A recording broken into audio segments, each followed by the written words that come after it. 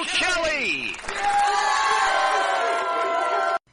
24th day of September 2018, allegedly, according to that thing we call a calendar, and this indeed is the O'Kelly Effect, broadcast live from the facilities of O'Kelly.com, but also heard on a variety of other networks.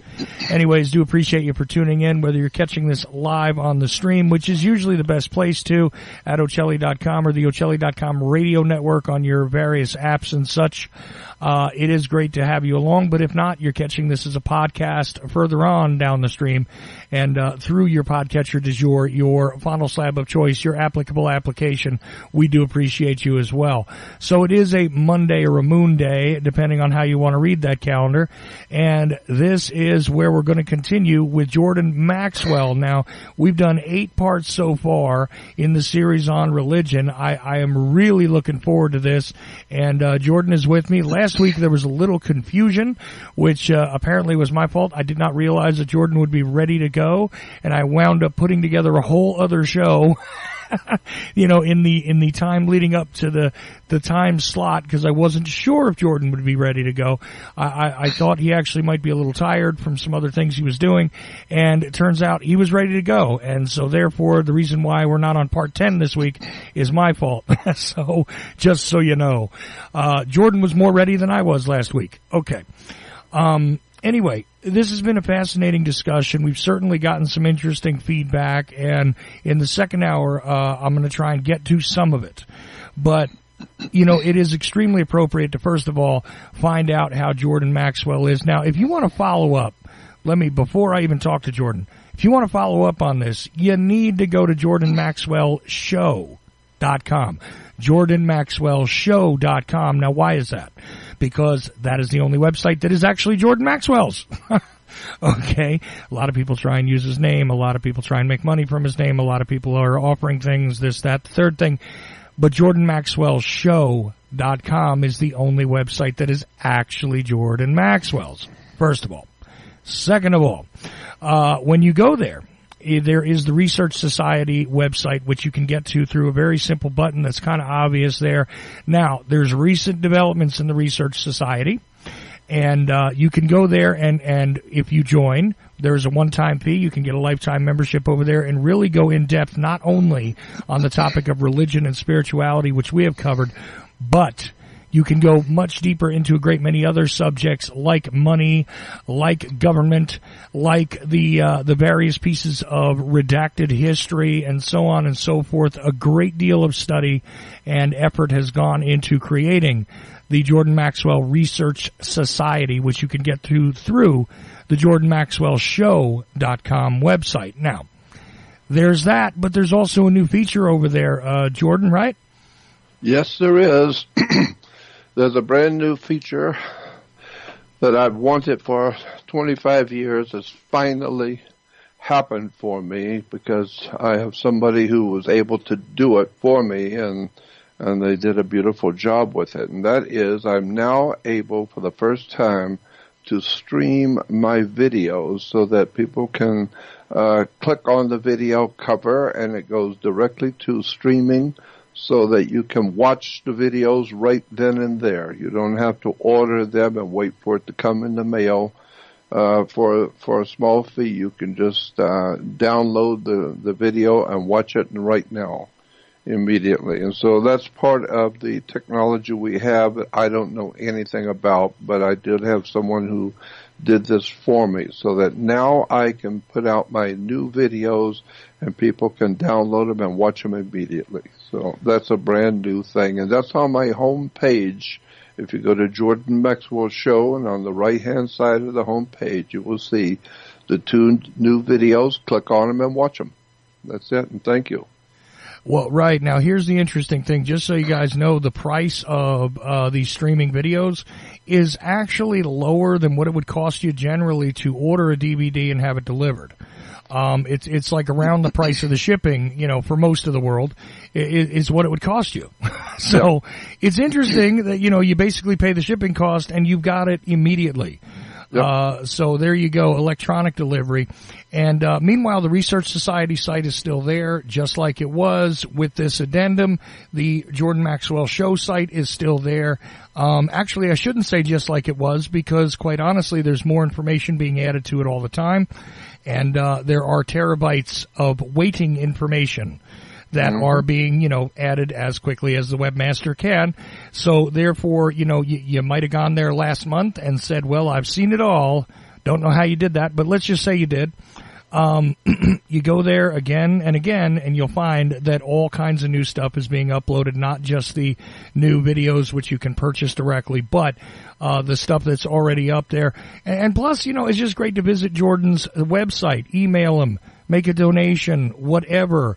Participate in all of this. There's a lot of knowledge there that Jordan has given away for many, many years. So you can begin to navigate it by going to jordanmaxwellshow.com. Okay. Now, we have done an extensive little mention of that, and I promise you I will mention it again before the show's over. But Jordan, let's get to the meat of the discussion right away. We were certainly in the depths of discussing the Old Testament and all of these things. And we've gone to some interesting places. I refer you back to the earlier episodes. But I'll tell you, what you decided you wanted to begin with tonight is amazing that, well, first of all, that nobody's ever really, I don't know, maybe somebody has. Maybe I missed it. But I've never heard anybody put together what you're about to lay down that will explain something in a succinct manner about where certain things come from, other than yourself. So who knows? Maybe there are other teachers who've done it. I'm just not aware of them. But could you begin to explain where it is we're going to go tonight, please? Okay. I've been looking. Well, first of all, let me say that I'm not the world's foremost expert on anything. I'm not an authority or expert on anything. I'm just an ordinary man pursuing extraordinary knowledge. I'm fascinated with wisdom and knowledge and where things come from. And I have a character flaw, and that is that I want to question everything I am seeing and hearing, because I'm well aware now that I would say a good 95% of the world that I live in is now being proven to be false and deceptive and lies and corruption. And virtually everywhere a human being on the earth turns, there's lies and deception and people trying to take advantage of you and selling you something. So I've always been interested in the world of the occult. And the word occult simply means to hide something. So if you put your hand in your pocket, it becomes definition in a dictionary as your hand is now occult, because the word simply means hidden. And so anything which is hidden from sight is an occult thing. And so this is why I have come to see, after some 59 years, I started back in 1959 as a kid, 19 years old, but I was already well aware that there was another world existing with our world. I've already had too many experiences at 19 years old to not know that there was other world entities here on the earth. There were extraterrestrial or other entities here on the earth which were smarter than we are, which you cannot see, which different religions call ghosts and demons and spirits and poltergeists and God knows what else. There are all kinds of names for what I'm talking about. But I knew that there was another world existing with the one I'm in, and I had a very high respect for it. And I wanted to learn about it, not from it, but I wanted to learn about it. And so I began Jordan, reading. can I interrupt you with a question here? Sure. I have a big question that I want to know from you personally, because I got to tell you that this is something I've gone over in my mind. The why of why you decide to explore these things. it's not simply because it's interesting, it's fascinating, and it's hidden, and it's, therefore some sort of rarefied knowledge to really begin to decode these things. It's not just that. I mean, you may take some joy in discovering the realities behind many of the things which are pushed forward in people's faces, but isn't it because the motivating factor for so many things on the planet is based on this stuff? Yeah. That we have a need to understand it. Like, in other words, there are whole wars, there are whole societies, there are whole executions of individuals en masse, genocides are committed. I mean, and these things happen on the planet, but a lot of times their core motivation has to do with this thing, which is religion in one form or another, that people don't necessarily understand. Not even the best devotees of the alleged religion even understand what it is that is motivating all of these terrible things, all of these, and it's not always terrible things, but even the good things that are being done, or the seemingly good things, or the mixed bags of things. In other words, a whole lot happens because of this set of ethics and ethos and stories and lessons and so on and so forth. And wouldn't it make sense if more people actually sought to decode this, to understand what makes the world go round, so to speak, right? That is precisely my feeling. That's what I grew up feeling as a kid. Why don't people actually examine what it is they believe and where it came from? But as a child, and see, that's why the Jesuits and the Catholic Church have a famous saying that they have said that give me a child till he is 7 years old, and he will be mine forever. Meaning that from the time you were born to until you're 7 years old, you have just, because you're a child and you don't understand, you rely on the adults to feed you. You rely on the adults to tell you and to show you. And you're just a little child growing up. And so you're learning. You make mistakes and you misunderstand. But there's also a beautiful innocence about a child that begins to question why things are the way they are, and you talk to the adults and they will tell you and explain it to you. But the problem is that the adults do not have the education, the background, the experience, or anything else that's required, including to be intelligent, to give you as a child the correct answer. And so you grow up understanding the world from what your great uncle used to say, or what your mother told you, or what your grandfather has said about it, and what your friends at school thought. And so you grow up with all of these opinions. Everybody's got an opinion. And then you listen to all the experts. And one thing all the experts have in common is they all have a different opinion. And then one day you finally wake up and find out, no, we're all just humans. And as humans, we don't know what we're doing. We haven't got the faintest idea what anything means. And even when we go to college and university, they're just telling you what somebody wrote in a book for you to get a work permit. For you to go to college, spend tens of thousands of dollars to go to university to learn something, to get a degree. And you better look at that word, a degree. And so why do you get the degree? So that you can get a good job, so that you can make money and live well. It's not because you are extraordinarily brilliant mind. No, you need a job. So you go and get a degree so that it's a work permit. And ultimately, one day when you're old like me and you're 78 years old, broke, living in one room with nothing, it finally begins to dawn on you that the world that you have come into, that you were born into, is made up of human ideas, human concepts and belief systems that have been around for thousands of years. And the more we change, the more we stay the same. We're still buying into the same old stories that our ancestors did.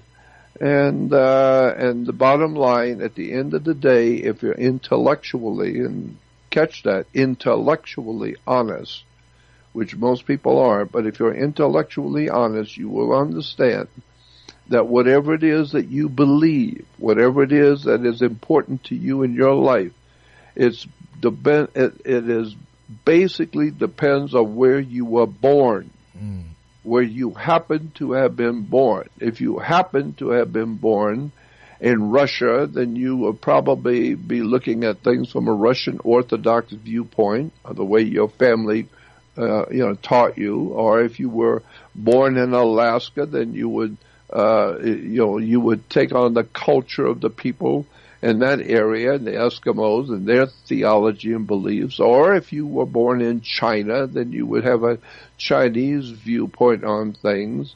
And if you were born in England, then you might be a Christian or an atheist or whatever. But your belief system is based on where you happen to have been born. And since you didn't have any choice about it, you came into the world wherever it is you came in, and you had all of those people around you explaining to you the way life really is. And if you don't go anywhere, if you don't travel and see the world, the rest of the world doesn't believe what you thought you believed. And so I've always understood that the world is based on what you think and what you believe, based on where you were born.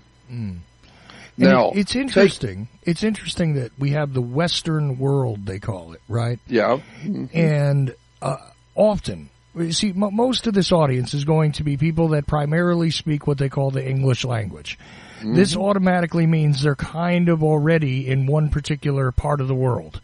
That's you know right. what I mean? Of course, That's English right. has become the language of business, and it is, as you have described it, a designer language and all ways, okay?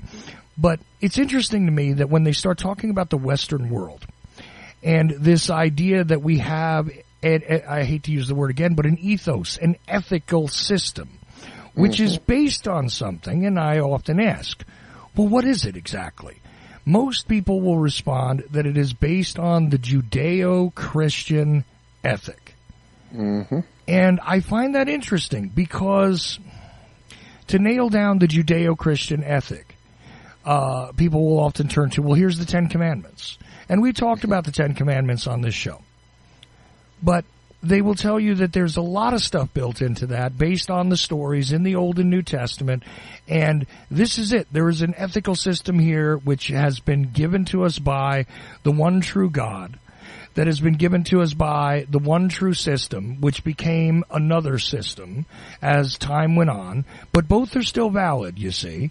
The original Jewish or Judaic system, right, is still in effect, but it has been modified into this into the new religion of Christianity. And really it's almost as if to say there's a Christian world and then there's everything else. Yeah.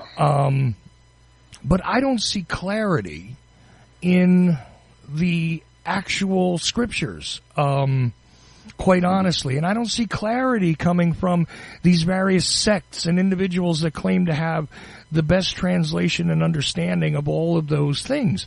So where does this come from, really, Jordan, is the question, right?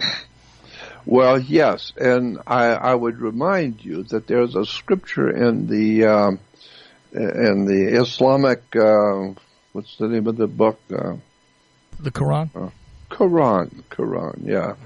And the last two letters is in Quran is A-N, and that goes back to the god Anu, A-N, A-N-N-U, Anu.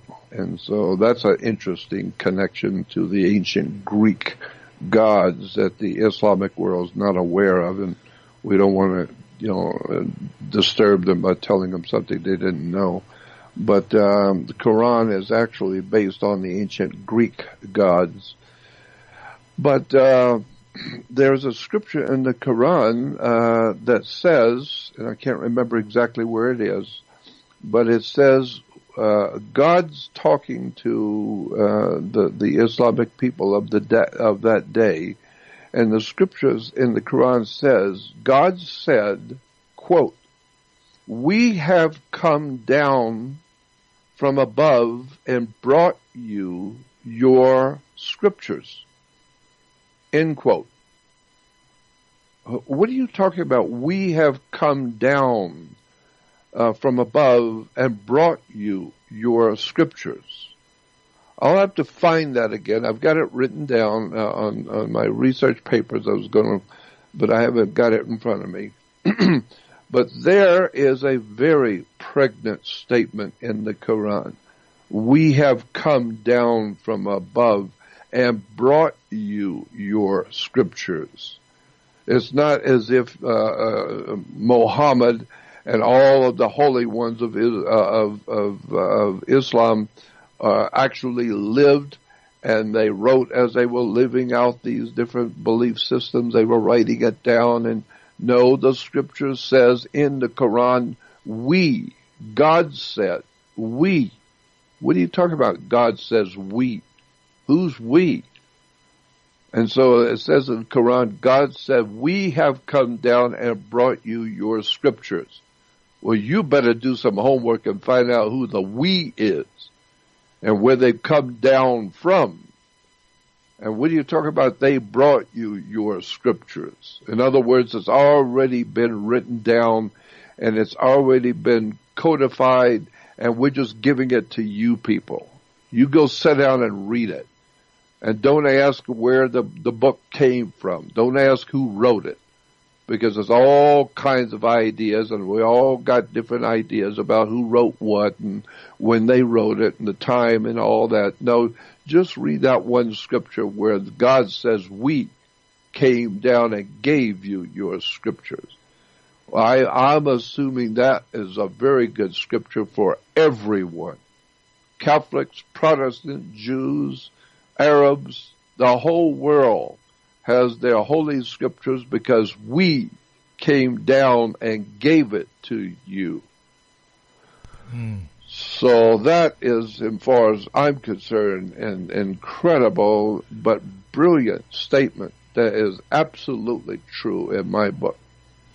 Because you will find all the different scriptures in the world are very complete.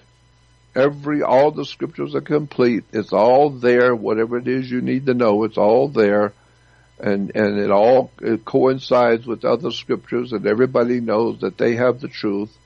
And all the different religions, they have the truth. And obviously, whatever particular religion you happen to belong to is obviously the correct one. Obviously. Why?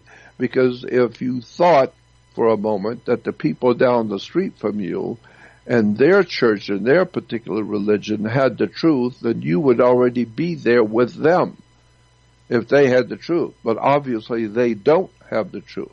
They just have some book or some writing by somebody.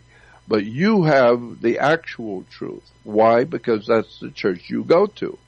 And you're not a fool, and therefore you would not be going to that church if there was even a hint that it might not be true. So therefore, you are going to a particular religious belief because you know beyond a shadow of a doubt that this is the absolute correct way to understand theology and God and religion.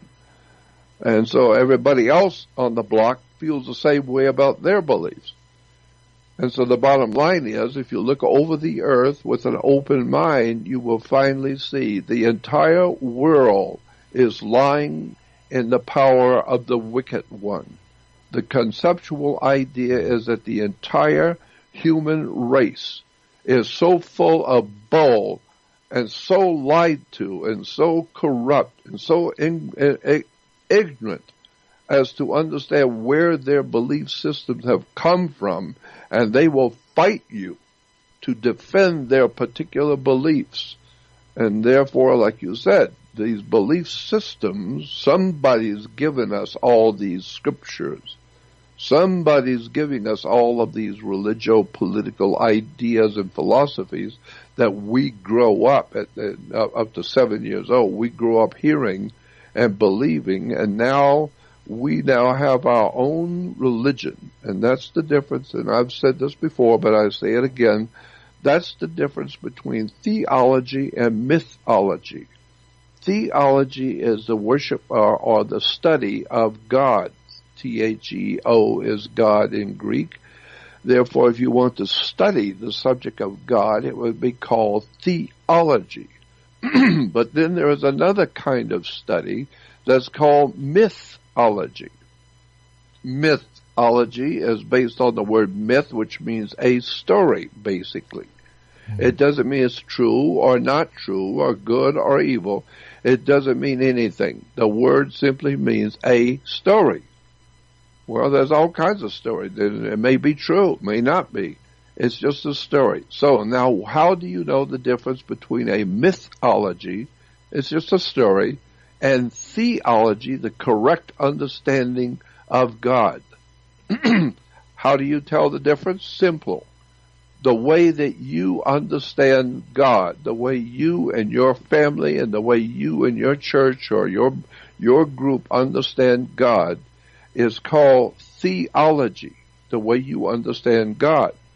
But the way somebody else across town, the way the other people in another city, the way they go to a different church or a different religious service, they have a different view of God, completely different from you. So obviously what they have is mythology, because you would not bother yourself with a simple story, a myth, a mythology. You have the truth. Therefore, you are studying theology.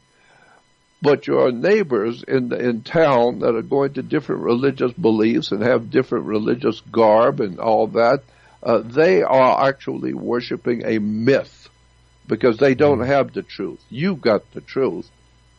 And if you thought that they had the truth, then you would go down and join them and go to their mosque, or they would come to your synagogue. And so people don't realize whatever it is you think you believe is because that's what you believe. Thank God it's not what everybody else believes. And so everybody who accepts things, like their fellow man, everybody wants to be accepted. And this is another problem the human being has, is that as a child, especially, you can relate to this. As a child, when you're in school, though you don't want to have to be called upon by the teacher to answer a problem she's put on the blackboard, and she calls you, and you didn't do your homework, or you don't understand it. As a child, you don't understand what's being said. And so she calls upon you to explain to the class what she's written on the blackboard, and you explain how you get this answer. And you don't know what children do not like and adults don't like, but especially humans don't like, being laughed at and mocked in front of an audience by their fellow man because they don't know something. That's why most people are not willing to open their mouth and say anything in public. They have an inferiority complex. They don't want to be mocked and laughed at because they sound ignorant, or they make silly statements that are not true, and then people laugh at them. So we humans don't like to be mocked and laughed at because we don't know what we're talking about, and we don't like being chastised in front of an audience. Well, adults are the same way. They don't like having to stand on their own by themselves against their fellow man and say, you're wrong. What you believe is not true, you're wrong, and here's why. And you stand up, and then you get fired from your job. You lose your employment. Right. And then the next thing you lose is your wife and your family. And then you lose your friends. And later on, when you're 90 years old, you just lose your mind. Why? Because you stood up against the powers that be. You stood up against the system. And so most people don't have the courage to be intellectually honest and stand by themselves against the whole world, because the truth, if represented by one person, is still the truth. And so we see that this is what's going on in the world today. All the different religions and all the different philosophies and political parties, and there's nothing but chaos. And that's why the Freemasonic order has that famous insignature, Ordo ab Chao. Ordo ab Chao is a Masonic term which means order out of the chaos. And so the idea being is to create chaos, create all kinds of belief systems, ideas, write all kinds of books. Some books are Islamic books. There's God's honest truth for the Islamic world, until you look at it and read it, and then you find out, no, it's not the God's honest truth. It's just some book somebody wrote. And you got millions and millions of people who will follow it. Why? Because that's the way children are. Children in a schoolyard, whatever the teacher suggests, and one child does it, all the other children want to do it. Before you know it, we're all Democrats. And then later on, we're just like a flock of birds. All of a sudden, instantly, they fly in a different direction. Now we're all Republicans. And then now we're all doing this, or we're all doing that. We're all going to the football game together. And we're all going to cheer the right team. So all I'm saying is that if you're an individual who thinks and who questions and who actually has something called intellectual honesty, meaning look at what a thing is and admit it in public, then you will begin to see that all the different religious ideas and concepts have been given to you, like that scripture in the Quran says, we gave it to you. All of your scriptures, we wrote it, and we gave it to you. And we're smart enough to know how to manipulate you, because we're not from this world. We're from another world. We're far smarter than you are. And you know us as demons and devils and spirits and ghosts and poltergeists and jinns. Whatever it is you want to call us, we're not from your world. We're from something called another world that's called the preternatural. The word is not supernatural, but preternatural, meaning not of your world.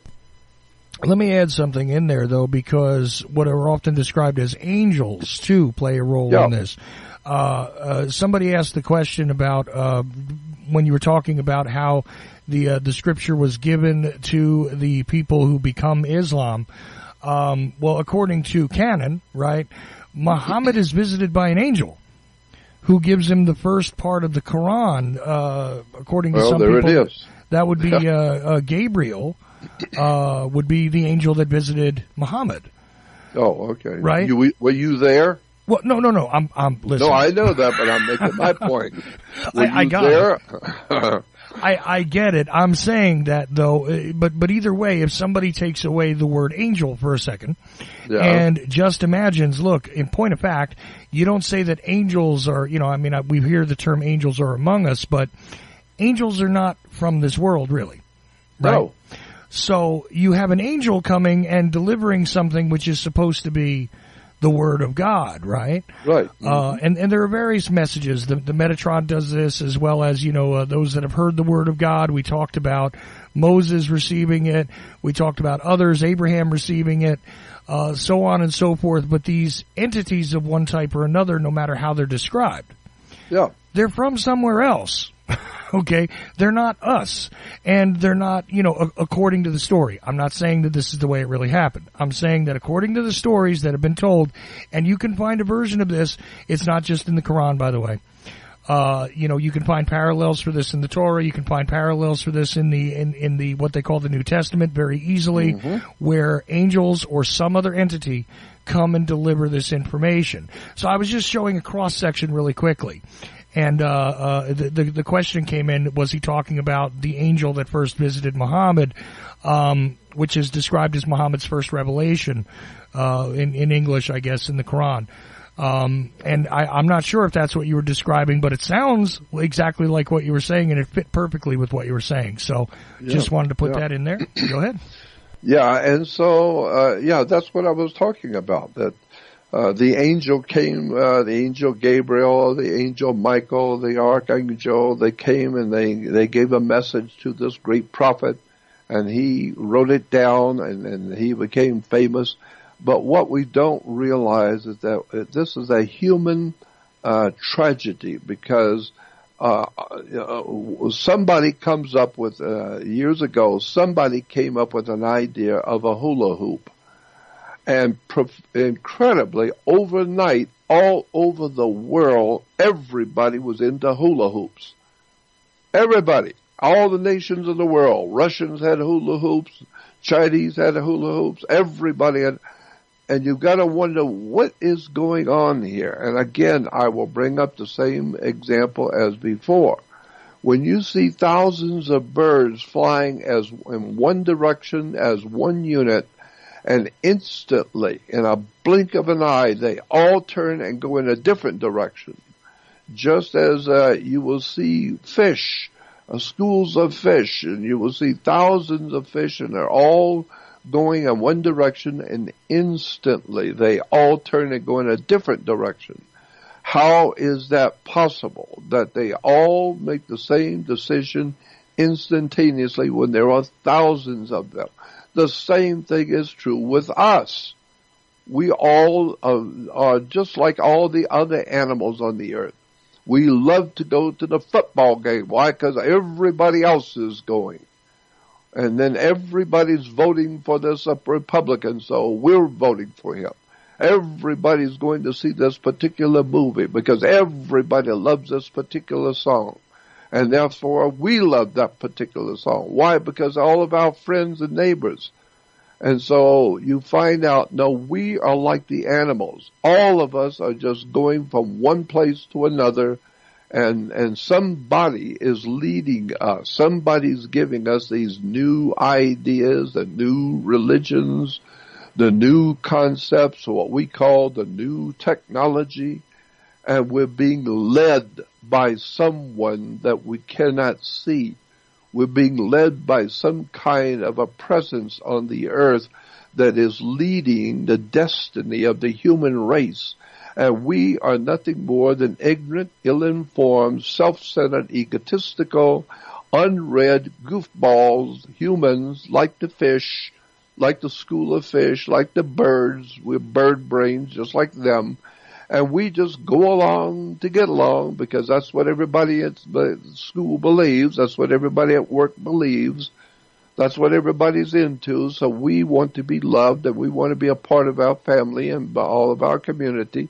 So we will agree and go to the same church or believe the same thing.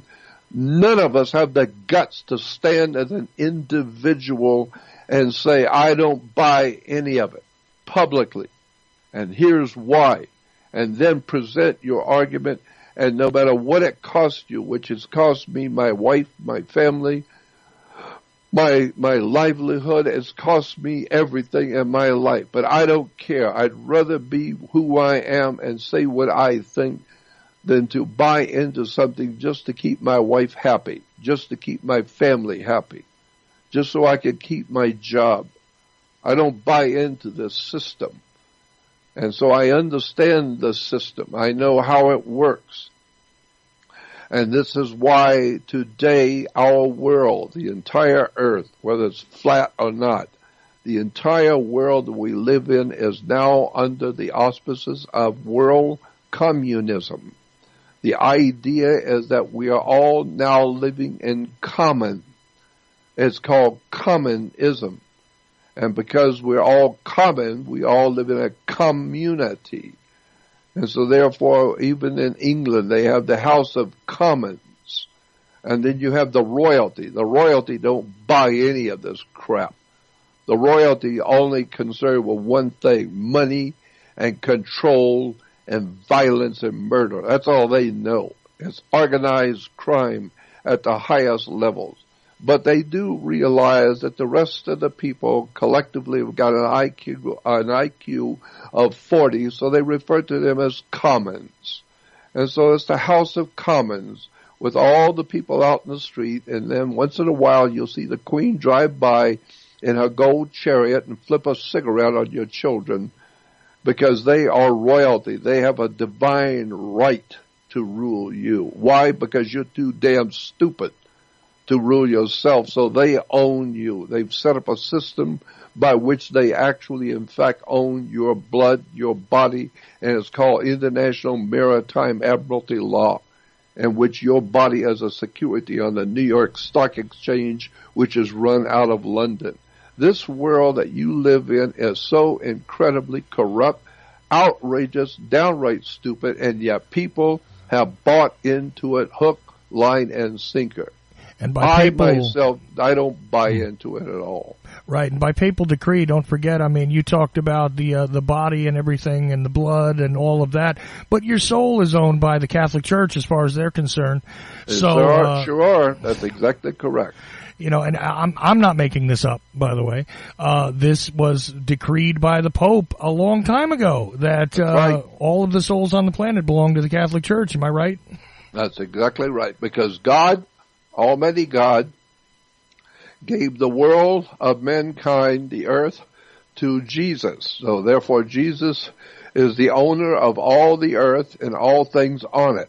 Okay, and since Jesus is not here, somebody has to run the earth for Jesus, because he's up in heaven with the Father. He's in heaven as God's Son, S-U-N. He's up in heaven. And so, but he owns the earth. God gave him the earth. And he died so he would own the whole earth. Well, now he owns the earth, but he's not here. Well, then somebody's got to run the earth for him till he gets back. And so the word is, the Pope is the vicar of God, the vicar of Christ. The word vicar means someone who stands in for somebody else until they can get here. So the Pope is standing in for Jesus. He doesn't own the earth. Jesus owns it. But since he was appointed by Jesus to take care of his business until Jesus gets back, you might as well figure that the Pope owns the earth. You don't think so? You try and do anything without a permit from Rome, and you will find out the mafia will deal with you. The entire world that we live under is under canon law, which gives us our basis for international maritime business law, which is corporate law. This is why in Europe, when a baby is born, they take a footprint of him. So now they own your soul.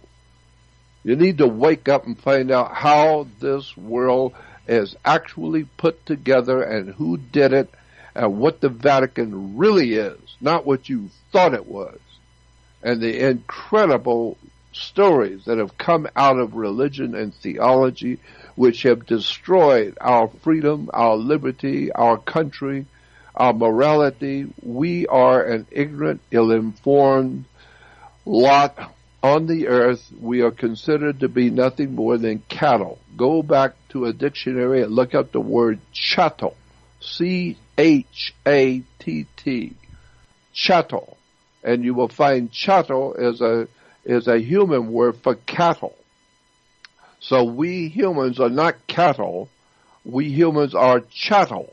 And so to international banking and to all the royal elites of the world, we people are nothing more than animals to be bought and sold on the New York Stock Exchange. That's why if your daughter is going to marry some young man, or your son is going to marry some young girl, that she comes from a very wealthy family, we say, well, you know, she's of good stock, and my daughter's getting married, but she's marrying a very wealthy young man. He's of good stock. Stock? What is she doing? Marrying a cow? No, you're good stock if you are wealthy, because that's all you are to start with, is common stock, or you're of good stock. And therefore, as according to the international monetary systems of the world, you are a male or female. Go look it up in a dictionary. It's called male and female. But if you look it up in the law dictionaries, you will find that the word male and female are words only used in relation to animals. But if you are considered as royalty, or considered to be as royalty, and what royalty are as men and women, Therefore, if you're royal, you are masculine and feminine. And that's the way it reads in what is called the governmental systems of the world. If you are royalty or if you're wealthy, you are a man or a woman, and therefore you are designated on paper on your identification as masculine or feminine. But if you're an animal, you are male and female. Look it up in a dictionary. And so that's why on all of your identification, you're either male or female. You're not a man or a woman. You're an animal, and we will treat you like an animal. We stamp you, we burn into your skin your number. We give you a number. It's called a social security number or some sort of a identification number, and you're just a number. You're not a man or woman. Therefore, you have no rights. You have no right to do anything. So don't tell me in America I have a right. You got no rights. You're under international maritime admiralty law, and as of 1870s, the United States of America no longer exists in law. What you don't know is the United States of America no longer exists. It went defunct, but nobody told you because you weren't reading. It went defunct in 1870. The United States of America has not existed on the earth in law or in government since 1870, because in 1870 to 1871 and 1872, there was a whole new governmental structure set up in the United States of America. Why? Because after the Civil War, the United States were not united. We weren't united anymore. We just had a civil war in which blood flowed all over this country. So we're not united. So now we're just a company. And so today we are referred to as the United States. But go back and look at it and start studying it. You'll find out today we are the United States Corporation. We're a privately owned company, a corporation. That's why when you die, you're a corpse, because you're a corporation. You need to wake up and find out the world you live in is nowhere near what you thought it was.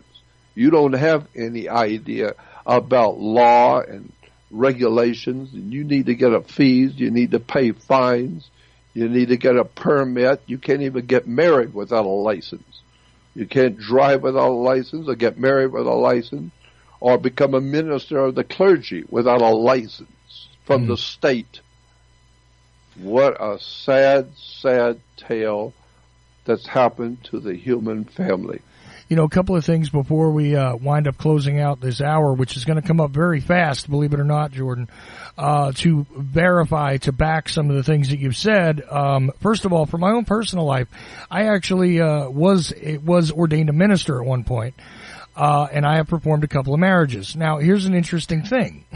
When filling out the governmental paperwork, which is different than the ceremonial aspect of it, by the way, you have to fill it out and register the license in the town where the woman resides. Which is interesting because it virtually means that only the place where she lives is allowed to issue said license, right? Like it has to be issued through there. It's almost like the same type of paperwork when you're breeding livestock. Guess who issues and verifies that they, only had this sort of animal here? It would be the farm that the animal is on. That's one thing. Okay, just throwing that out there. And yes, indeed, you do need a license to do that. There are ways to acquire it that are interesting, but it can be done. I actually still have one. Okay.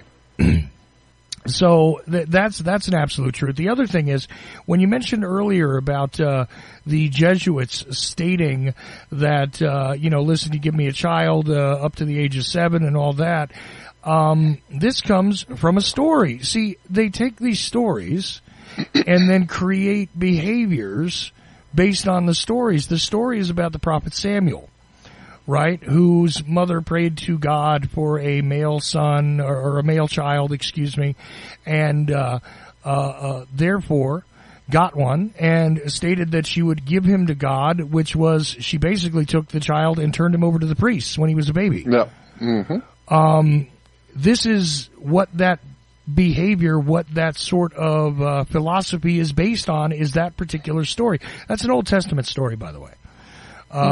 So, if you don't believe me, go ahead and look it up. I know Jordan knows what I'm talking about, but I'm saying for the listener, these are two realities which you have just brought forth in the first hour that some people are paying attention to. I'm actually getting some live feedback about this as we speak, and we haven't gotten too many clear questions. One question is pretty intense, but I'm going to save it for the next hour because it is about the value of life, and it is something that you're leading into discussing here. So I don't want to keep you held up much longer. We're going to take a break shortly, but I just wanted to verify personally a couple of the things you're saying as we're going here. This is not a matter of, and here's the thing, like Jordan said at the very beginning, I'm a regular person. I'm a regular man who is trying to, an ordinary man, trying to learn extraordinary things. Trying to gain extraordinary knowledge, and you've certainly done that. Now, you say you're not an expert on anything, and that's fine, because you know what? Neither am I, and neither is anybody who's intellectually honest. It seems like, that there are areas of study that, yes, you can master one particular area of study, but in order to understand things that are this large, Jordan, it takes, several lifetimes. There are people who have gotten extraordinary chances to collect astounding amounts of information. We've discussed Manly P. Hall on the show, who was a friend of yours, and he certainly collected a lot of knowledge. And it is amazing what he collected. But even in all fairness, and with the great, tremendous amount of almost a library of Alexandria in its own right in modern history that he created, one could not say that even Manly P. Hall, with his resources, his insight, and his brilliance, was able to collect in the course of his lifetime everything, right? So, no, of course not. Yeah, so there's always exploration, and there's always the process of learning, and I love the fact that you have the humility to recognize at all times that, I'm not necessarily the expert on everything, but I certainly seek knowledge and continue to seek knowledge. And, I know you said you're an old man and this and that, but even today, you have forgotten more things than many people will ever learn in their lifetime. I want you to know that. And, it is, extraordinary to sit and listen to you discuss these things. And I want to thank you for that before we even go into the next hour. Okay? But you guys out there can also continue to take a look at these things by going to JordanMaxwellShow.com. And I urge you to go take a look at the Research Society. Now, you want to buy Jordan's videos? You know what? That is up to you. It is certainly a good thing to do, and, it will be more valuable than anything you're going to spend on it for sure. But I'll tell you that joining the Research Society, or even just contributing to Jordan's general welfare, if you will, and I don't mean to say that as a dirty word, by dropping something into the donation bucket, if you will, corresponding with Jordan, any of these things is really a rare opportunity for you out there. So I urge you to do all of that, in fact, if you can, and if not, do some of it. I have certainly learned a tremendous amount in the past few years from Jordan's work, and also from being able to talk to him and things like that. But I'm telling you now that this is something you need to do.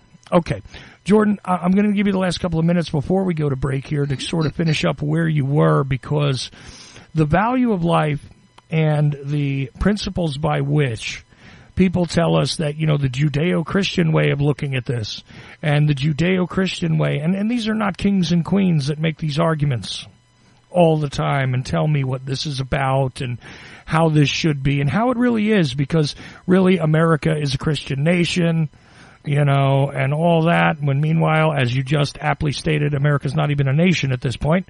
However, we are still connected to the land in some way.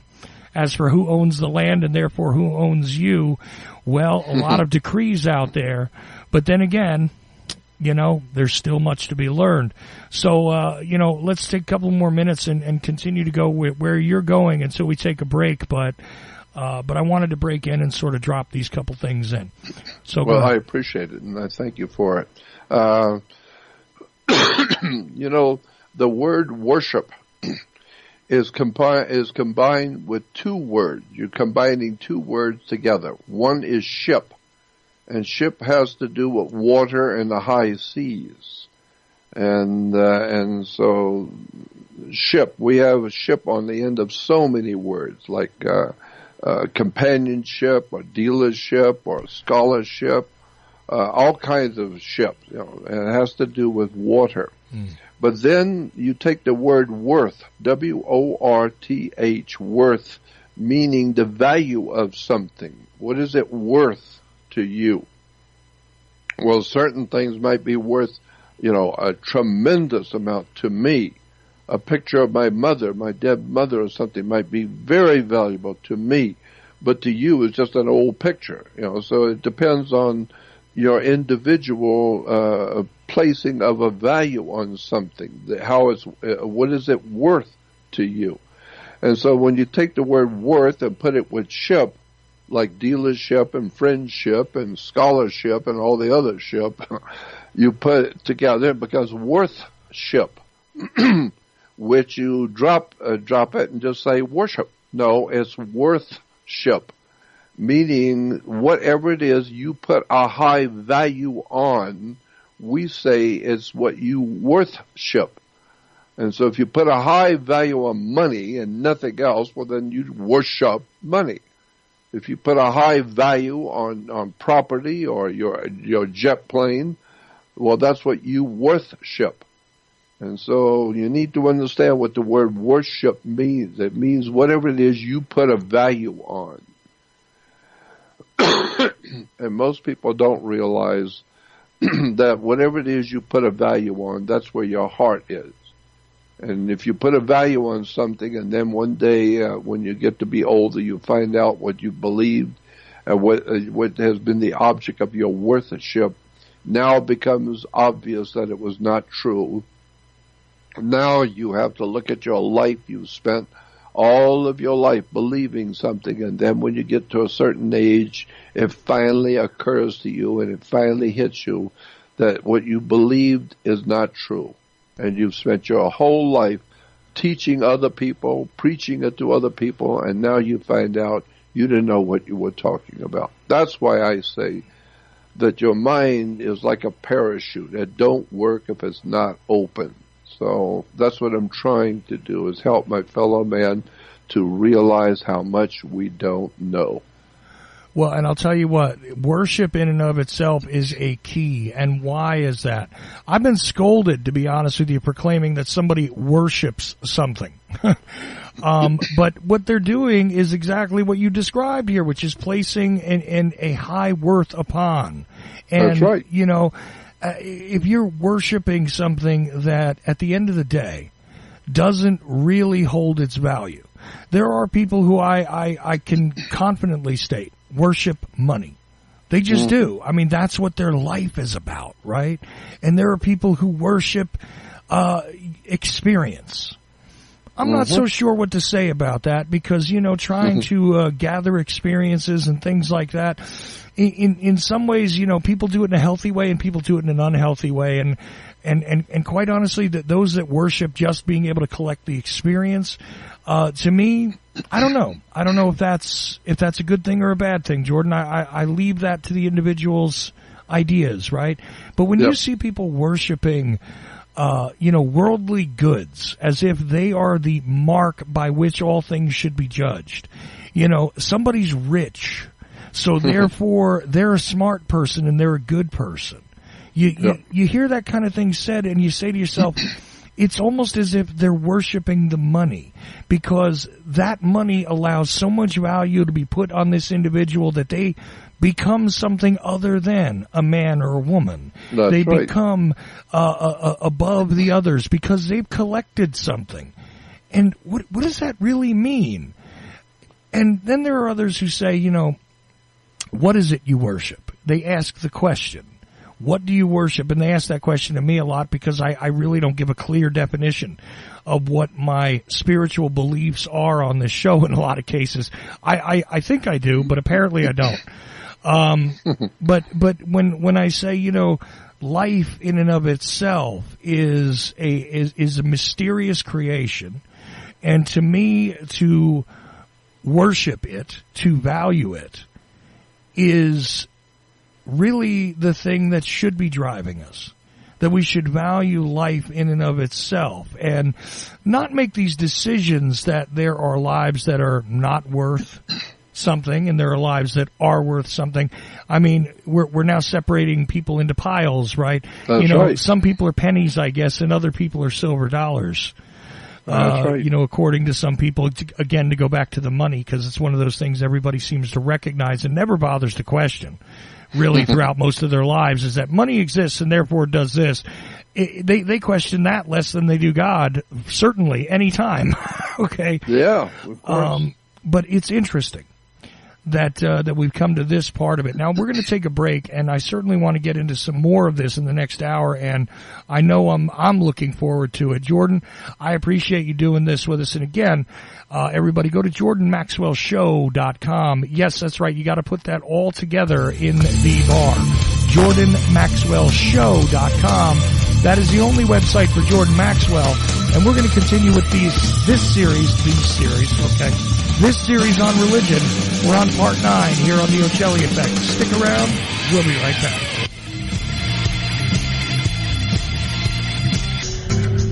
WallStreetWindow.com. Gold, silver, the stock market. WallStreetWindow.com. The brilliant author of The War State brings you exclusive reports about the big changes upcoming in the markets. Window.com. Go there now. Go there now. Go there now. News, entertainment, and more. You will learn something, children's. Ocelli.com. And now, whether you want to hear it or not, he's telling it like it is. Your host, Chuck Ocelli. The second hour of the Ocelli Effect begins now here at Ocelli.com. Do appreciate you for tuning in and putting up with all the things that you have to in order to get to this show, apparently.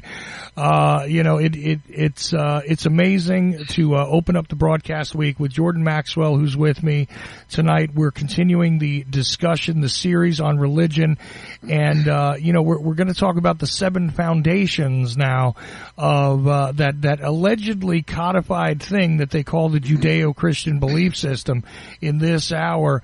But before we get straight into the meat of that, I want to remind you again that if you go to JordanMaxwellShow.com, that is your starting point to get into everything from the Research Society, which has a special button there and has a one-time fee if you want to join it, and get very deep into this topic as well as many others, including government, money, the secret societies, the various control elements of the system at large, if you will.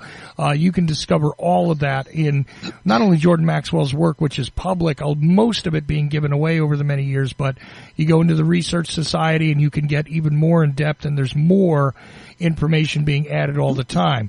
But also, if you go to JordanMaxwellShow.com, there's now streaming videos there, which are direct, and now Jordan will be able to put up new videos and things like that. You'll be able to just simply purchase them for a small fee. All of that, along with donations or anything else, is all helpful to the cause of, A, getting out the information which Jordan has collected, but also to helping him directly, which I absolutely endorse his deserving nature when it comes to this. He's absolutely educated a lot of people out there, including myself over the years, and most of the time without asking for anything in return. Just to note for everybody, there's not like there's anything being given to me for, doing these shows with him or anything like that. I'm not giving him anything. We are simply doing this because we wish to educate you. And Jordan, for a lot longer than I have, has been out there doing precisely that. So anyway, let's leave it at that. I want to get into these foundations, Jordan. And again, I want to thank you for doing this with us and continuing with the series, which, by the way, we still have no idea how many episodes it will be.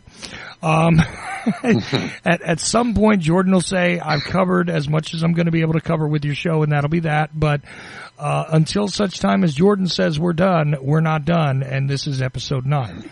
So, with that, Jordan, I'd like to learn about the 7 foundations because, they tell me about the 10 commandments and they tell me about the hundreds of laws there are in the Old Testament, and they tell me about this one very simple and easy to understand concept, right, that is the ethics of the Judeo-Christian, the Western world, the Christian nation that is the United States, all these things they tell me about. And I'm confused, to be honest with you. So let's get to the actual foundation of what it is they're really talking about. Yeah, well, this I will tell you, and I have to say that I don't care if you understand. I don't care if you believe it or don't believe it. I don't have any care whatsoever as to what you may think about what I'm saying. I'm just taking the opportunity that you give me to talk with you and tell you what my thoughts are. I'm not the world's foremost authority, as I've said, but I'll tell you what I think.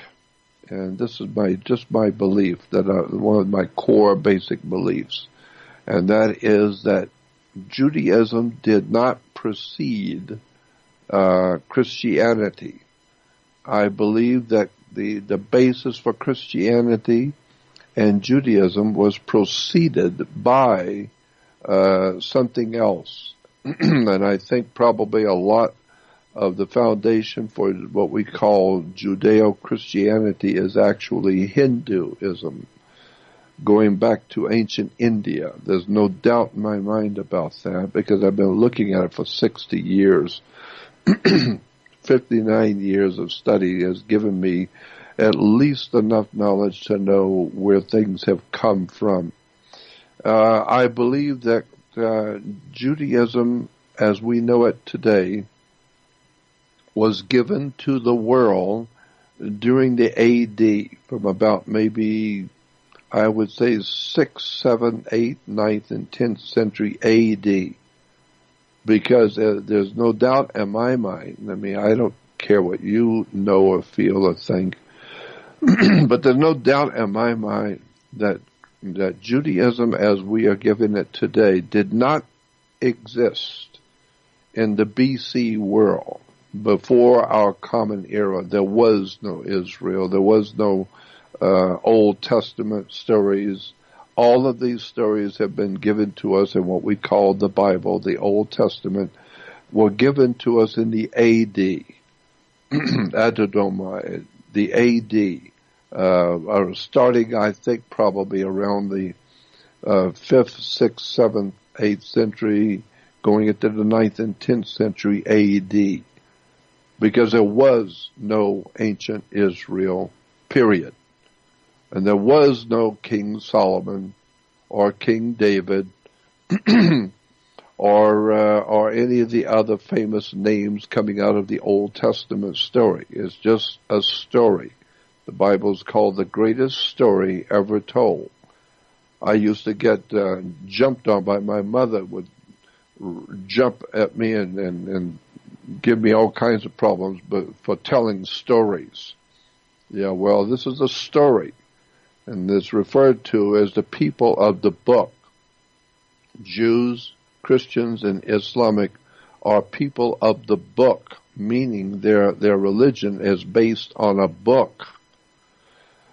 And so I quoted from the Quran that says, God said to his followers, Allah said to his followers, we, not me, not I, we have come down from above and gave you your scriptures. Well, that implies that somebody higher up than you has come down to you. They lowered themselves down to your level and gave you your scriptures. Why? Because they know You don't have brains enough to come up with the scriptures, so they will put it all together for you. And it will be a nice, clean package, and it all makes sense, and millions of people will adhere to it, and nobody knows where it came from, nobody knows where the story was put together, and you don't need to know because it's a big club and you ain't in it. And so if we brought it down to you and you just suck it up and believe it and go out and kill each other and believe whatever it is we tell you to believe, because that's the way animals are. And so that's the way the fish are. They go in schools, and that's what humans do. They go to school, and the Jews go to shul. And so the bottom line is that we're all learning from our masters who are teaching us what to believe. And happily, myself, I've learned enough to know how much I don't know. But I've also learned in the past 59 years of just reading and studying, trying to find truth. And I've quoted that one quote I like that says, always trust the person searching for truth. Don't ever trust the one who's found it. And so the bottom line being is that, if you are searching for something, I want to hear it. I want to hear what you've come up with, what facts and what figures and what have you come up with in documents and pictures or whatever, and in relation to what you've been researching. I'm fascinated to hear it. I want to know. I want to learn from people who know more than I do. But if you're going to tell me that you've got the final and ultimate truth of God, I know well enough to know you don't know what you're talking about. Because God is too big for one religion. And so some of the best minds that we've ever had on the earth will tell you they don't know what the real truth is. Here's the best we can come up with. And that's what I'm doing. I'm telling you that the best I can come up with is, after 59 years of reading about theology and religion and the history of the march of world powers and the march of history throughout the world, I've got a pretty good idea about how much I don't know. But having said that, I believe that Judaism is not a BC religion. I don't believe anything existed in the before our common era that we would call the Jewish presence on earth or the Hebrew presence on earth. And so I think it was all pretty much written down and codified and put into a religious setting during the Middle Ages, after the fall of the Roman Empire in the 5th century, and the picking up of the pieces of the Roman Empire by the Vatican, and beginning to recreate the Roman Empire from its fall in the 5th century to a recreating of the entire superstructure of Western civilization and the shadow of the fallen Roman Empire. And that's what we have today. The new Euro that we're watching from here in America, we're watching what's going on in Europe. This is the Vatican behind the world scene, financing, organizing, directing the powers that be, the secret societies and the fraternal orders in the Catholic Church and in the Vatican that are dominating the European world market, dominating Europe. And remember, Rome as an empire dominated Europe for some 2,500 years, before with the Caesars of Rome. And then with the fall of the Roman Empire, the Vatican picked it up 1,600 years ago, and they've been dominating. Rome still dominates Europe today. And today we have the Pope, the Holy Father, the Pontifex Maximus. And Pontifex means a bridge builder. And Pontifex Maximus means the maximum bridge builder. Well, that's what the Pope is. And that's what Caesar was referred to as the Pontiff in the Roman Empire, because he was a bridge builder, meaning he collected nations under him. He would build a bridge, so to speak, politically, to another country. Why and how? How did he build that bridge? He sent his troops in. He sent his legions in and took over the country and overthrew the government and took over and brought that country under the Roman Empire, under Caesar. So he built a bridge. And so the bridge builder became known as the Pontifex Maximus, which is exactly what the Pope is doing today. He's joining all of Europe together into one united European state under the Vatican.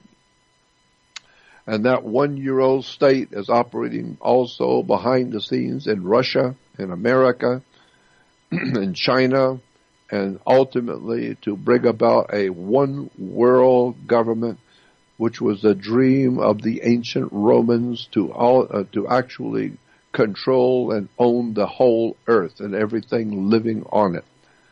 And there's nothing we as humans are going to do to stop this. There's nothing you can do. Why? Because you don't have any power to do anything. And the reason you don't have any power is because knowledge is power.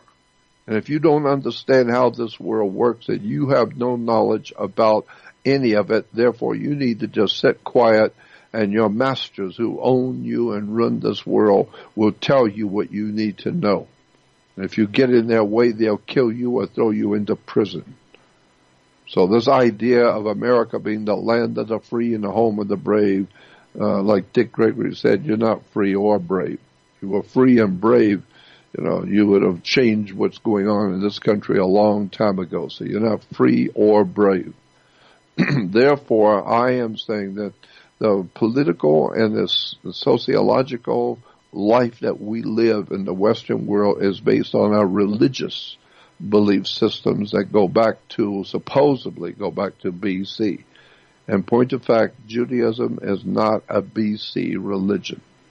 It's a AD religion, it's not BC. So when you want to talk about the ancient Jerusalem and the ancient Jewish people and all that ancient stuff, it's a pile of malarkey that never existed.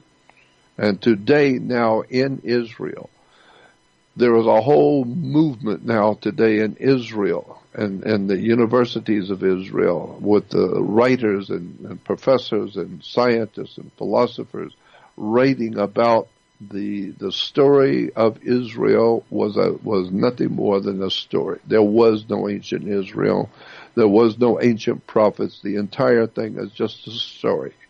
And we look at the Quran and see what the followers of Muhammad are actually doing with their child sacrifices and the wars and the bloodshed. And then we look at Christians and what they're doing, and now all the sexual stuff coming out in the church and religions and the pedophilia, etc. And then you look into the Jewish religion, we see that was rampant with pedophilia and all kinds of dark stuff going on. You begin to see that the entire human superstructure in this world has been misled a long time ago, and we're all believing things which aren't true. Now, I have said, and I believe that there are 7 different fundamental belief systems within the Jewish religion.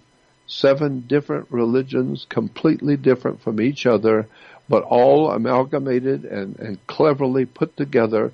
And so this is why if you go to any library or go on the web and start doing your own research and don't just believe the people who are supposedly your religious leaders in your church who they got what they got from a book, and they had to go through and get Caesar, the government, to give them a degree, so they had to go to a college or university to become a Christian. Why? Because that's how you do it. If you're going to become a Christian minister, you got to go to college and get a degree, which means that you are now accredited by Caesar, by Tiberius Caesar, the emperor of the empire in Washington, D.C., and he will give you a permit to preach about Jesus and preach about the Christ and preach in your religion.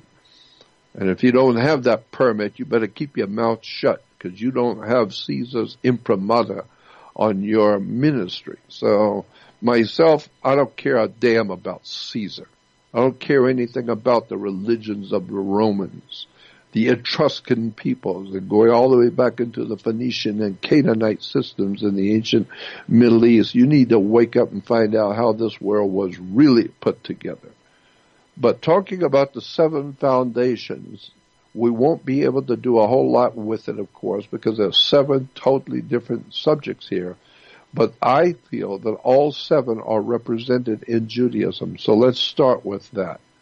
First of all, Judaism has within it, all you need to know is just read the writings and the reference works, the Jewish encyclopedia, Jewish reference works on the religion, and you'll see that there are 7 basic philosophies that make up what we call Judaism. One is the ancient stellar cult. The stellar cult goes back, God knows how many thousands of years ago, in that area of the world that we today call the Middle East and Egypt. Stellar cult meant the people who were trying to discover about God in the stars. And so the stars were the foundation for understanding the universe. You look out into the universe to see God, and what do you see is stars. And so there were intelligent people who started to look at the stars and how they were arranged, and they became known as astrology or astrological worship.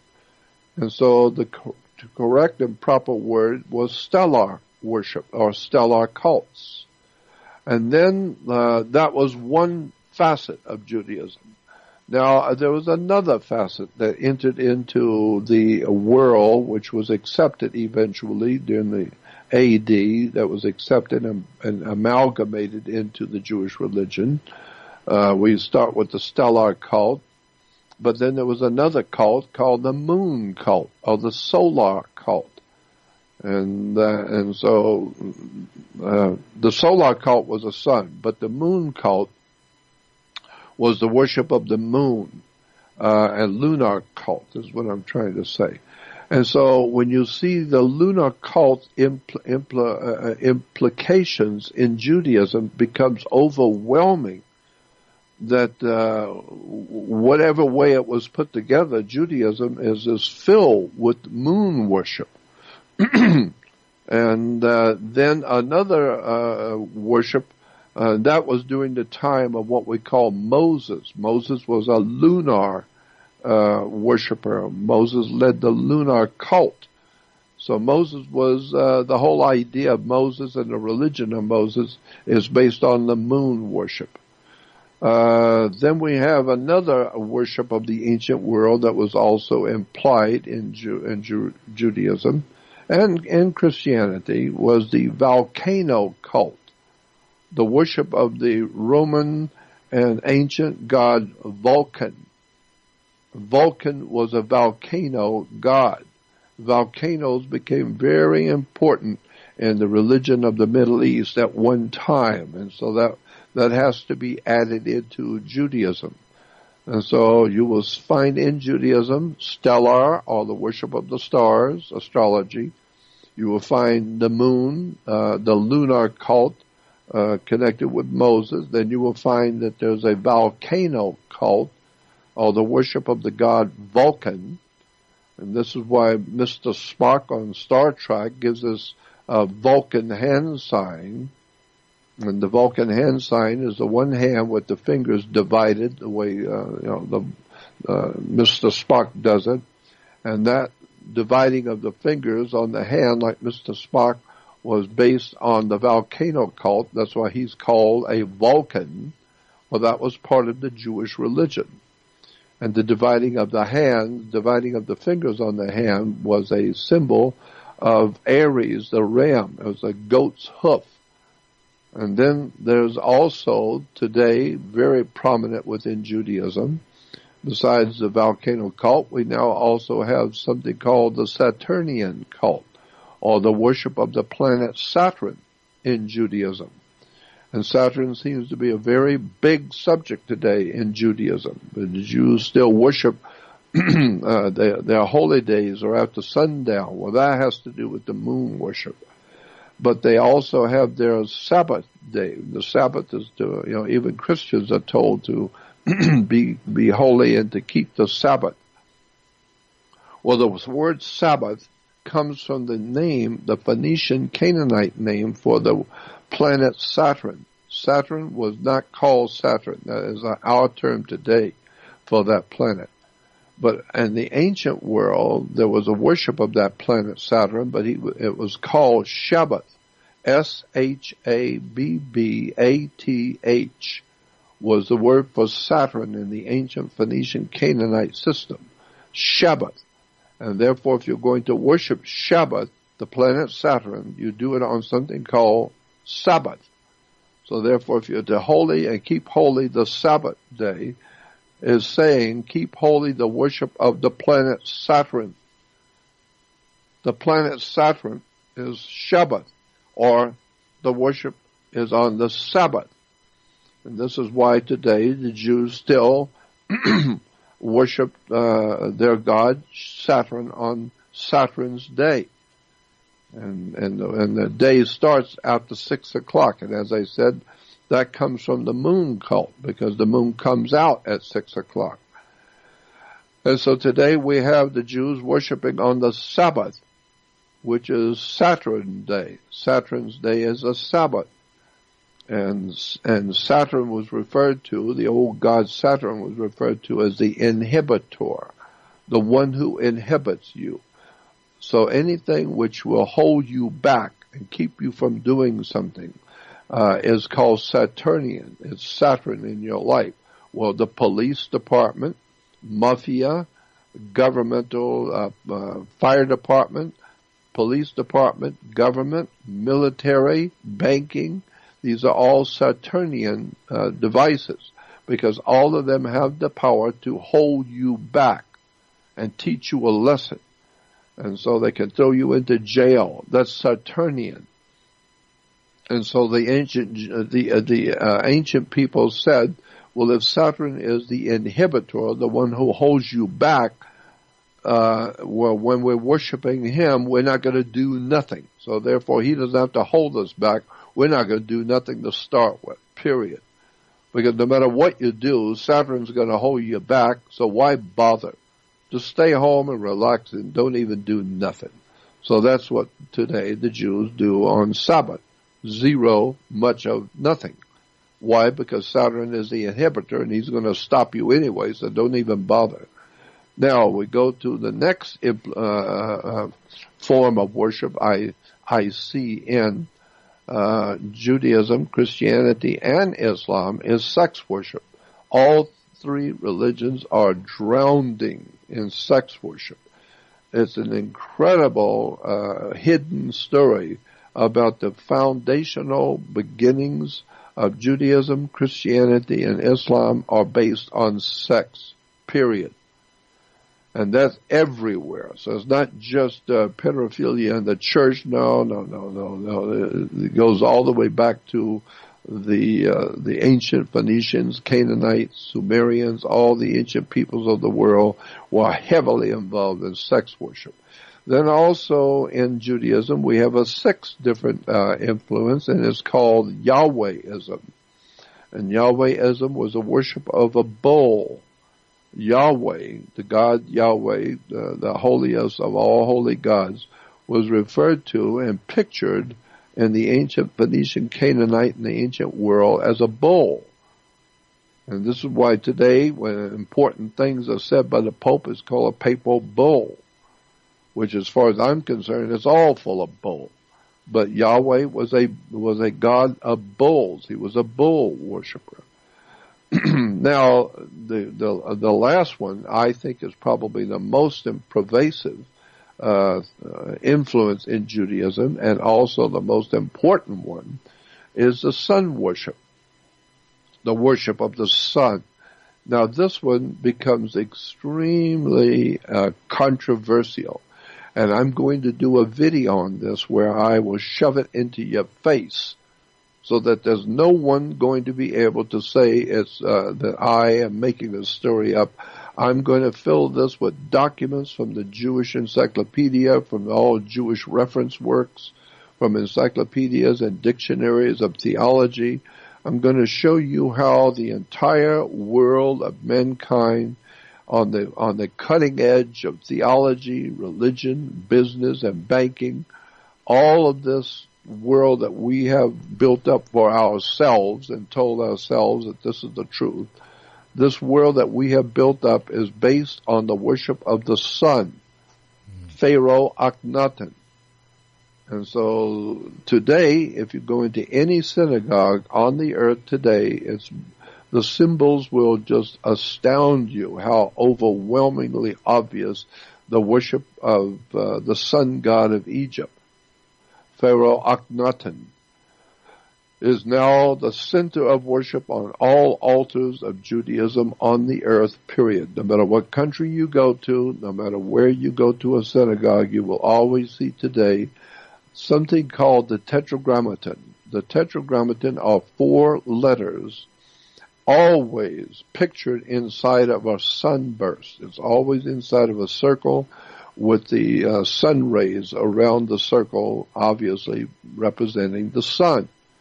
And so in every synagogue on the earth, you walk in, you will see on the altar 4 Hebrew letters for the name of God, their main name for God. So they say in Judaism that you cannot use the name of God because it's too holy. But they have a word which represents God that it's okay to use. You don't want to use it a whole lot, but it is all right to use. You cannot know and you cannot use the very name of God. You can't do that. But you can use this term that's okay to represent the Father God, the great God of creation and the Jewish religion. And it's called 4 Hebrew letters inside a circle with the sun rays. All synagogues show it. It's called the Tetragrammaton. Tetragrammaton, tetra is 4. Gramma is letters, like A, B, C, D. Letter is grammar. So it's tetragramma, aton, A-T-O-N. Tetragrammaton, or Tetragrammaton. Say it fast and you'll miss the whole story. No, Tetragrammaton is a symbol for God in Judaism today as tetra, 4 grammar letters, aton. The aton was the sun god, Pharaoh Akhenaten, or Akhenaten. No, it's Akton, T-O-N. So therefore, everywhere in every synagogue you will always see the sun with the tetragramma aton. So the bottom line on Christianity and Judaism today is the sun worship with a little bit of the bull worship of Yahweh, with a little bit of the sex worship from all over the Middle East, a little bit of the Saturn worship, worshiping the Saturn, worshiping the planet Saturn on Shabbat or Sabbath, worshiping a little bit of the volcano god, Vulcan. And why the volcano god? Because a volcano was a sexual symbol of a female. And the whole idea of a volcano is a hole in the earth with fire. And so your mother earth and mother nature. There's a hole in mother nature and a hole in mother earth that's filled with fire. And so this is why volcanoes are given female names, because a volcano represented a female during sex. It's an explosion of fire. This is why the pyramid is important in the worship today too, is because a pyramid, the word pyramid is actually pyra. P-Y-R-A, mid, pyramid. Pyra is fire. Mid is the middle. In the ancient world, they realized pyramid meant fire in the middle.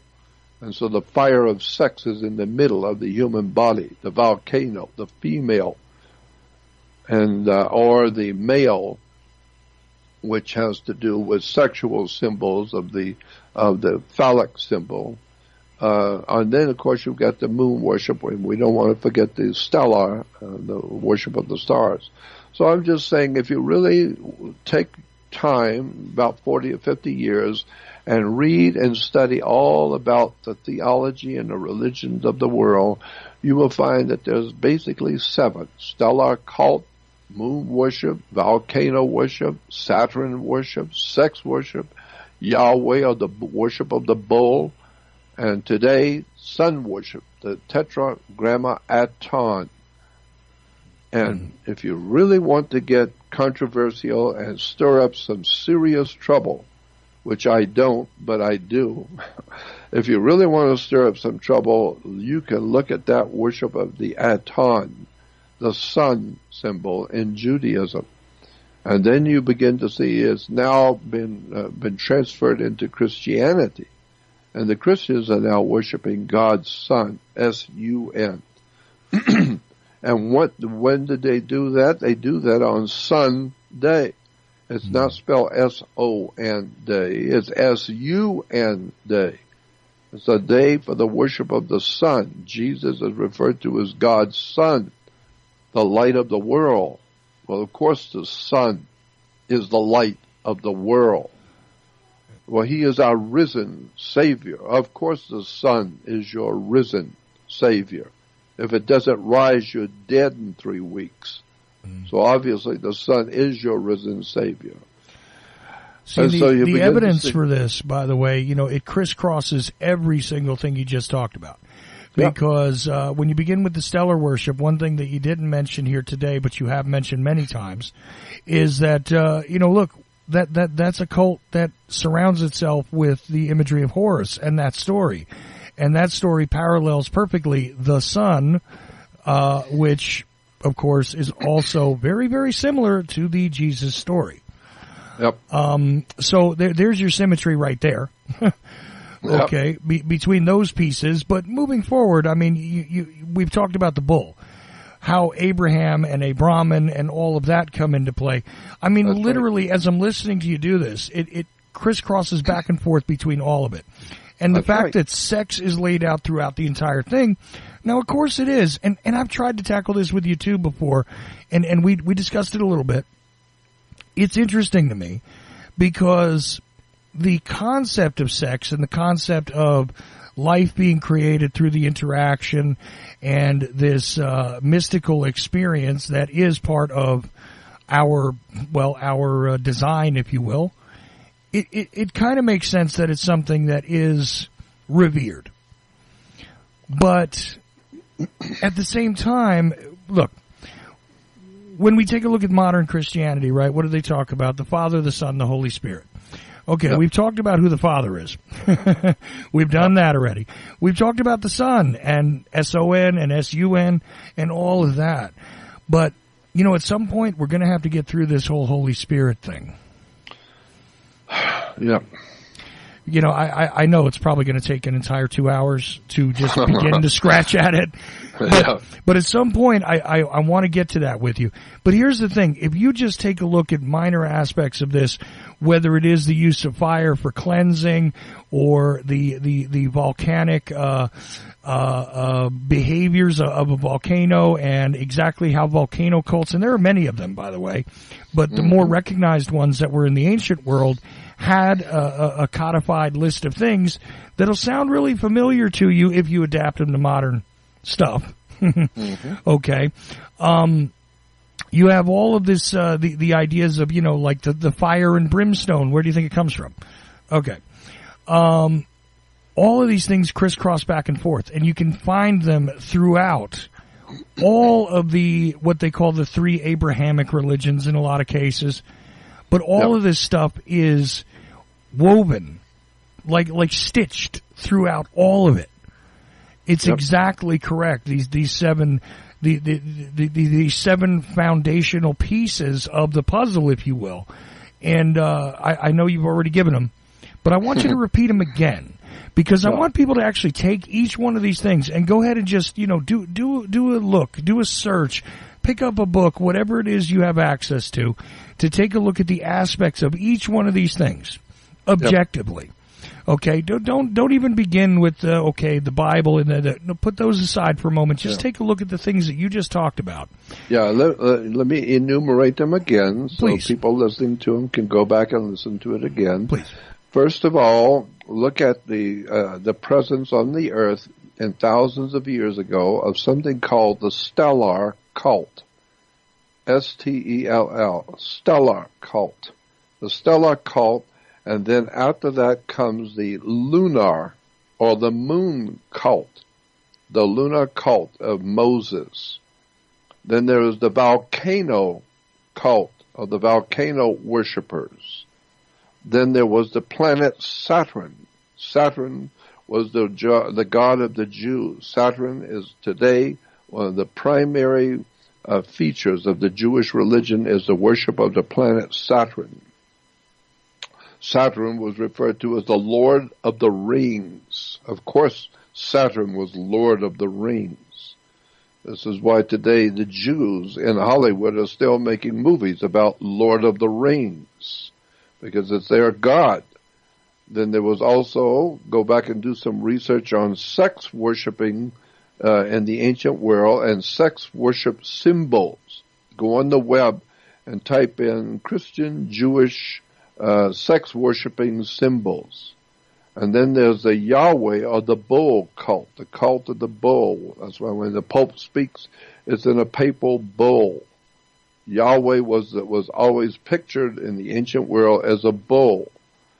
And today we also have the Tetragrammaton, the Aton worship, which I consider to be the most controversial, is the sun worship in Judaism and Christianity, period. As a matter of fact, a lot of the Muhammad people, the followers of Muhammad, do not realize that Allah is a moon god. It goes back to the old ancient lunar cult in the Middle East, that the ancient Arabs worshipped the moon as a lunar cult, because in Egypt or on that particular side of the Sinai connected to the water from Egypt, if you stand there in Egypt and look east every evening over the Sinai, the moon comes up from the mountain. There's a mountain range in the middle of the Sinai, and every evening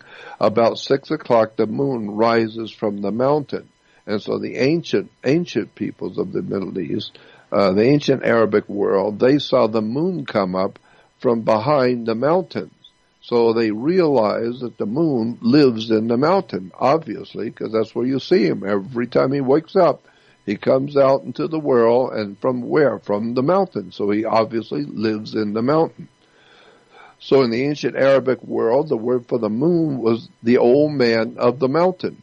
They talk about that. Go back and look at the old man of the mountain in ancient Arabia was the moon, because he obviously lived in the mountain. Why? Because that's where you see him come up. And what time does he come up? About 6 o'clock. So this is why the ancient Arabic had their worship of the moon after 6 o'clock. Today, this is why Jews today have their holy days after sundown, after 6 o'clock, because they're worshiping the moon. The moon is the lunar god of Moses. Moses is a name connected in Egypt with the worship of the moon. And we talked about that before.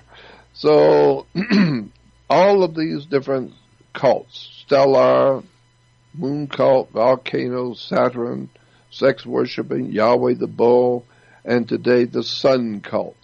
But the most important in today's world of banking, government, military, the real harsh realities of the world that we live in today, including the international banks and the money in your pocket, is based on the sun cult. The sun cult of the Aton, and the Jewish symbol for in Judaism for their god is the Tetragrammaton, and the Aton was the sun cult. And boy, when you find out the connections, most people have no idea about this at all, but there is a profound, awesome connection between the Jewish people and Germany.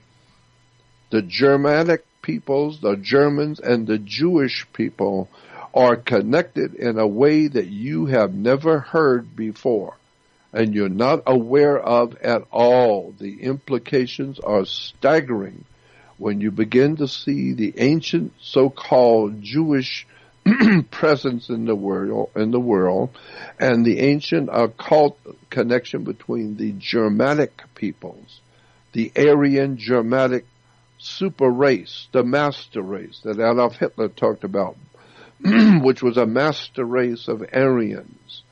And then when you find out that the master race were a highly polished, holy people, and they were told not to have anything to do with the regular people of the world. They were a master race. Well, that's what Judaism teaches, that the Jews are a master race. And they will have nothing to do with Gentiles because they were a holy priesthood to their God, whichever one that was at the time.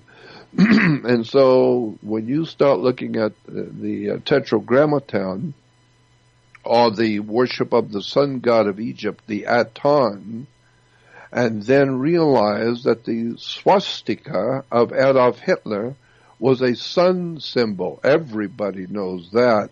Right. If you just look up the word swastika, it'll tell you it's a tetragrammaton. It's a symbol for the Aton, the god of Egypt, the sun god. And so then you look up and see how many swastikas are all over the world in Jewish synagogues. Synagogues around the world are replete with swastikas everywhere. There are swastikas in the synagogues in Israel. There are swastikas in synagogues in America. Swastikas in Russian synagogues. All over the world in synagogues are big red, black, and white swastikas. Why? Because it's the tetragrammaton. The worship of the swastika is a Jewish symbol. Period. So you better go back and look at what we call, because today, and today in Israel, and going back into hundreds of years ago, in Israel, today in America, we have something called a Supreme Court. And in our Supreme Court, we have a Supreme Court judge. We have what is called the Chief Justice of the Supreme Court, which means he is the highest ranking judge on the Supreme Court. Right. So he is the highest ranking judge. He's a Supreme Court judge, but he's the chief Supreme Court judge. Well, in Israel and in Judaism, they have the same idea. Today, even in Israel, they have a Jewish Supreme Court. And obviously in the Jewish Supreme Court, like America, they also have a Supreme Court judge who is the highest judge. He's the highest judge in the Jewish Supreme Court. Look in the dictionary and look up the word Nazi, N-A-S-I. N-A-S-I, write it down, read it, and go to a dictionary and look up the word. N-A-S-I, Nazi, is a Supreme Court judge in Israel. In a Jewish court, the Supreme Court judge is called a Nazi, N-A-S-I. Look it up in the dictionary, and it will tell you, Supreme Court judge in Israel, but a more modern use of the word is then as N-A-Z-I. That's what the encyclopedia and the dictionary said, not me. The dictionary says, look up the word N-A-S-I, and it will tell you it's actually a better spelling is N-A-Z-I. Why? Because it's the swastika is connected to the worship of the Aton, tetragrammaton. You're talking about Nazism, you're talking about Judaism, you better go back and do some homework and find out what the name of the tune is really all about. You better wake up. You know, in a literal sense, when you look up the term N-A-S-I, you come up with the translation being prince, believe it or not. It's exactly like you're stating. It's a rank. Okay, right. You're literally royalty. Is what that means. You're above right. others. See, that's the thing. Like you said, chief. Okay, we understand chief, right?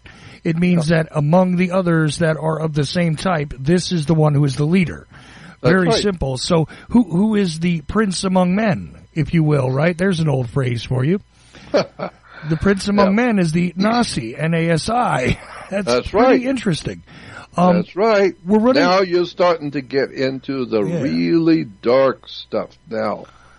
Right. And unfortunately, we're beginning to run low on time. Now, this is... probably just as well. Just as well. You know, that means we're going to have to continue this, obviously.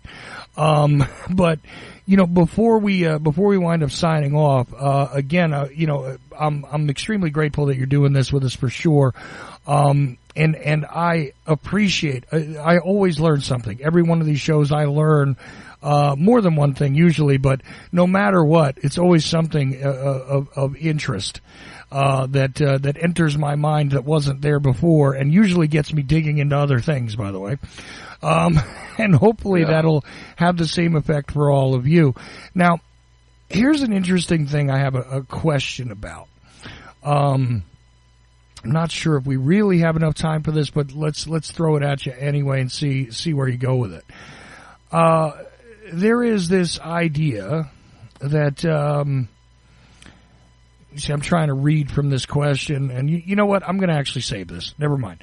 I will actually save your question until next time. Okay. Okay. There was a guy. No, this guy sent me an interesting thought, but I don't know how to get through it quickly, and I don't want to cut off any of the answer. So I'm going to put that along with the value of life question, which is something else. See, now we may actually do an episode again where we just answer questions. So that's fine. Obviously, everybody feel free to either write to myself or Jordan, and we'll make it part of the discussion. If you have a reasonable question about what's been discussed already or what you think has been missed, etc., go right ahead and send it to either go to JordanMaxwellShow.com and you can find the email link there and email it straight to Jordan, or you can email info@Ocelli.com. And I'm the only one who reads the info email. So info@Ocelli.com or email Jordan. One way or another, we'll put them together and answer your questions. So with all that having been said, and of course, I want people to go over to JordanMaxwellShow.com anyway, because you can get into the Research Society over there now, which it has a one-time fee to get a lifetime membership. I urge you to do that. There's a lot more exploration that can be had there, a lot of references. I mean, tons and tons of stuff that is not always out there in the public domain, but Jordan has collected, and there's more being added all the time. We have the new streaming video feature over at JordanMaxwellShow.com. When you go into the research, when you go into the site in general, you can find where you can purchase some of these videos from Jordan, and that way it'll cost you less than having a DVD mailed to you in a package, basically, because by the time somebody was to charge you for it or whatever else, and besides that, you're going to the only website that is Jordan Maxwell's, which is JordanMaxwellShow.com.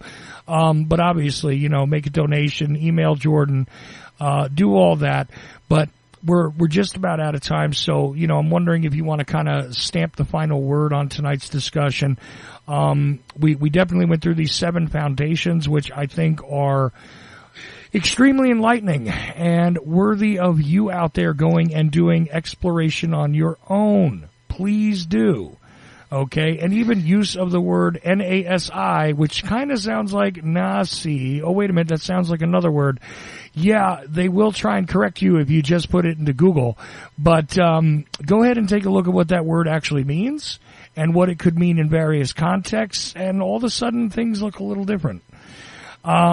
There's a lot of knowledge that you've obviously laid on us, and this is the end of part 9, so I kind of give you the last couple of minutes to sort of lay out there whatever it is you'd like to say. And again, JordanMaxwellShow.com all together. JordanMaxwellShow.com. That's where you need to go to begin to look at the website, which is the only one that is Jordan's. Okay. Thank you. Go ahead. Thank you for telling everybody that, because it's very important. Because there are other websites out there with my name on it I have nothing to do with.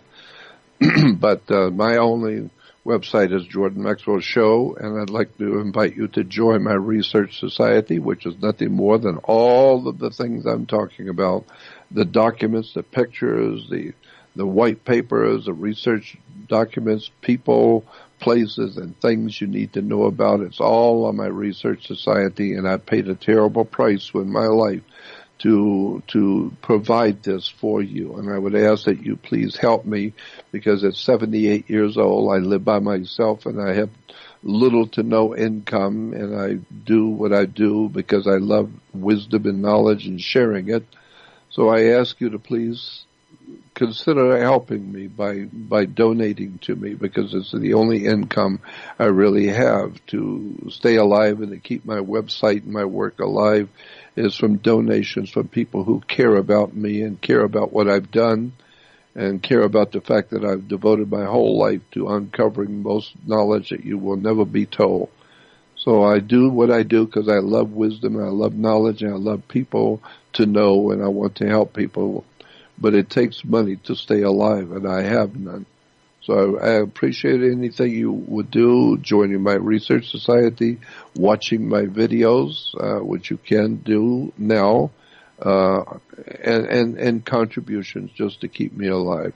I want to thank you for all of this, and I really want to thank you, Chuck, for allowing me some time to begin to download all of the stuff I've been looking at for 60 years of my life. It's a fascinating world we live in, and you have no idea how much we really don't know. And that's what I'm trying to do, is help people to learn. And I would suggest you should do something about it while we can, because the world is changing and knowledge is being taken away from us. So help support me while you can. And thank you. Well, absolutely. And look, it is our privilege to do this with you. There will be yet another part, so let's see. That'll be part 10. Again, this series will continue for as long as Jordan wants to continue it. That's what I said. That's what we're going to do. So as long as I'm here and you're here, Jordan, and you wish to continue, we're going to continue to do this. And it is, again, a privilege and an honor to do this with you, and I appreciate you coming on here to do it, because, you know, you and I have very similar ideas in our mind about why it is we have devoted time, effort, and really actually given up a portion of our lives one way or another to do this. I know it doesn't, I haven't given up the amount of time that you have. I realize that. But, you know, those of us that do this are not getting rich. There's nobody getting rich with this. There is nobody, I mean, whatever level of fame. You know, Jordan's a well-known guy. There are people all across the world know who Jordan Maxwell is. You know what that amounts to at the end of the day? Yeah, not much. A cup of coffee. Cup of coffee, right.